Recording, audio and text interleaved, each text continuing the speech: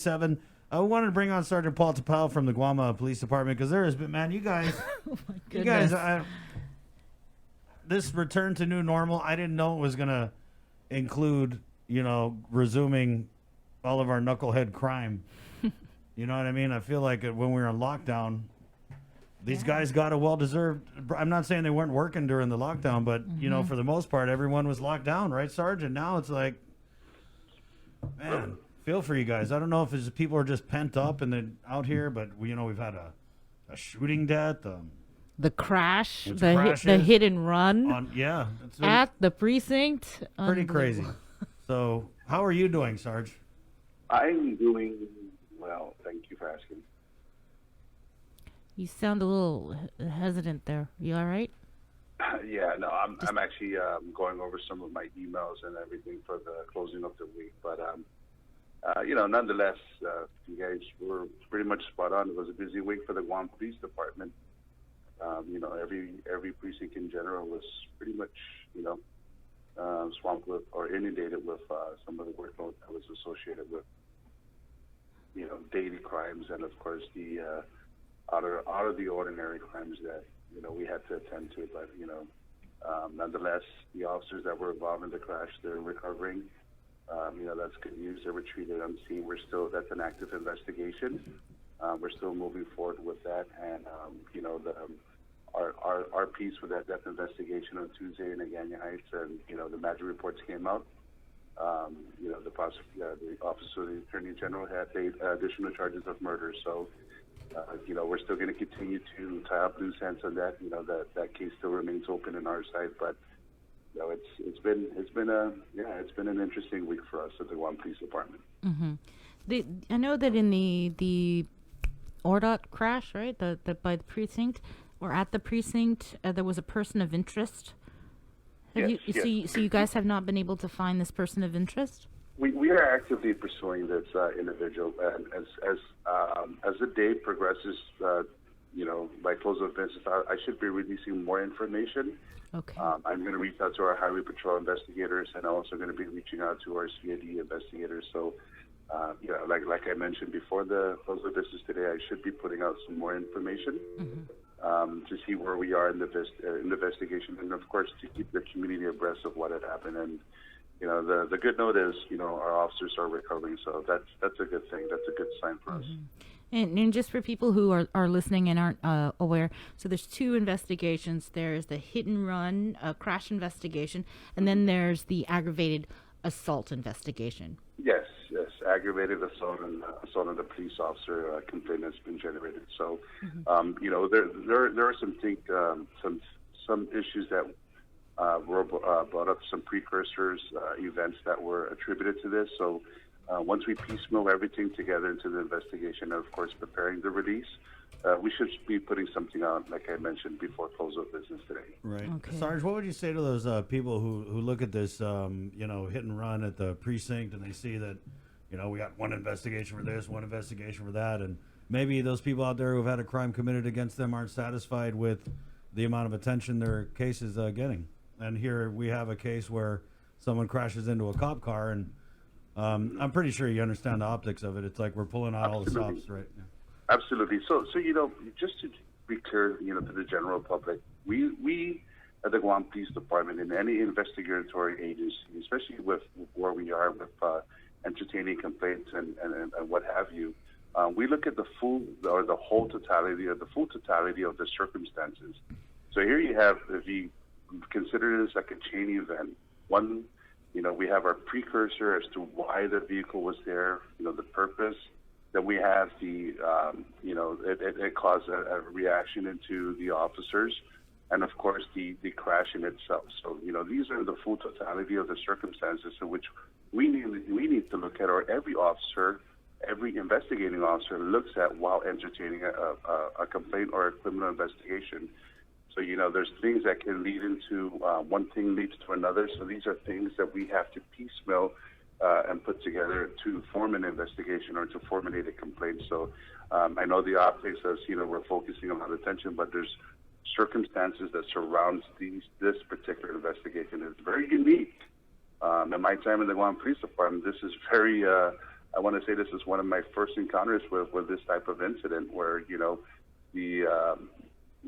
I can rightfully say that the intent was really, you know, from my perspective, is to cause harm to, bodily harm to another individual. Right. And that those individuals are police officers. So, there are things in which we have to look at, and again, we're looking at the full totality of the circumstances. Would there be an investigation? Because, I don't even know what the circumstances are that would provoke this individual to allegedly go after these police officers. Right. Is there any investigation into the police officers in terms of like what may have? Yeah. Was this someone who was like in the precinct, maybe Yeah, booked a release or anything like that? We do know that there was a complaint that was that was going to be formulated into there was a complainant that was going to formulate an official complaint, and as I mentioned, we're going to be putting more stuff forward. So one thing led to another with this complaint. So we are moving towards that initial complaint, which led to the crash with the officers, and of course to the hit and run crash, not just with the police officers, but outside in the main thoroughfare in Route 4. So we do know that to put everything together, there was a complainant that was going to initiate a complaint at the precinct at that time. So did the POI file that complaint, or the intention was for him to go there to file the complaint? Was it filed? These are the things in which we need to, I have, again, to protect the integrity of the investigation. We are going to look at the preliminary initial complaint as to the complainant, why they were there at the precinct to file a complaint. There are a slew of things in which we need to look into. So from there, we can piecemeal everything as to what transpired with the interaction with the officers that were in the vehicle, and of course with the crash that occurred on the main thoroughfare in Route 4. So we've identified a complainant and a complaint that was going to be generated that day prior to the incident. So we'll put more out. So can you say if the complainant that was going to file the complaint, it was the driver? No, it was not. Related to the driver. There was some sort of relations between the complainant and the operator that that was operating that vehicle at the time of the incident. Okay. So, yeah. So these are things. Again, this is where the optics. We look at the full totality as to what happened. So there's always a cause and a reaction. Yep. There's always that chain event that we have to look beyond that. That there's a lot of science that goes into it, and Chris, you're right. The optics is we're focusing too much attention here, but like every investigation, we look at the full totality of the circumstances that led to all these events. Well, you mentioned that there was a relationship or some sort of a connection between the complainant and the person that was driving the vehicle. Was there any sort of connection or relationship with this complainant to any of the police officers? That one, I don't think so. I think it's just more or less as the complainant itself, and of course the operator of the vehicle. So, So So the only connection between the complainant and the officers is that the complainant had a complaint. The complainant, yes. Okay. Yeah. So we have a complainant that was going to initiate a victim that was going to initiate a complaint. Against of course, the officers? The operator. No, not the officer. The operator. So, we'll provide more. Was it like a domestics thing, Sarge? It's from what I gather, we have to, we're looking into that avenue, and nothing official until I put an official release that's of course vetted to, of course, all the investigatory aspects of this case. The highway patrol, the prelim that was that was generated and authored, and of course, clearing so that we protect the full integrity of the investigation. Because there's multiple victims here. It's unfortunate that a family that was motoring on Route 4 was, they became circumstances of the event, and it was really, it could have been, being a crash investigator, there could have been some serious injuries, or could have led to fatality because of what had transpired. So, we are, like I mentioned, we are actively, pursuing this case. So, hopefully we can bring closure to this by, within a time frame, hopefully by close of business today. Right. Sarge, there's also a few cases that you guys can't move forward on because you're waiting for autopsies, right? Yes, yes. We do have, we are still that case, and I just want to bring to light that, that case with the death investigation that we reported earlier in June on Route 1 Route 1 to Muning by Waizao. That's still an open case. That's still an open death investigation. And the only thing pending on that, of course, is the autopsy. And we also have this death investigation, which occurred on Tuesday. The AG set late charges and moved forward with their charges in conjunction with what our officers or detectives laid during the time of the investigation. Of course, our classification is still status quo. Once we complete an autopsy and a pathologist determines the cause and the manner of the death, then we will move forward and reclassify the investigation. So many aspects come into play. It really, an autopsy is really critical too for where we are in understanding, the manner and the cause, what caused the death is really important, in the manner of how it was, how the victim had succumbed to the injuries. Right. For the Tamuning death, was there any indication? I mean, I know you can't say officially because you have to wait for the autopsy, but is there any indication that the individual that passed away in the Tamuning incident was beaten to death? Right. See, again, here's the full totality of everything. Initially, when we got the call, Highway Patrol got activated for an auto pedestrian crash. Wow. So these are things in which we need to determine and so forth. So, when we actually moved into the death investigation, we had crash investigators and our CID, include our crime scene investigators at the scene. So this is where the autopsy comes into play. Yeah. Did you say autoped? So it could have been a hit and run, or it could have been that there was an altercation, or we don't know. So that was the initial cause, and hence the classification of the death investigation. Right. So, it's really, the autopsy in itself will paint that picture of what we need to move forward with the investigation. Sarge, I mean, this not having the forensic pathologist, dealing with that shortage in the medical examiner's office, I got to ask, are people getting away with murder because of that? It's really, when we had, this is, again, pre-COVID, and everything, the arrangements were made, in assuring that an autopsy was performed.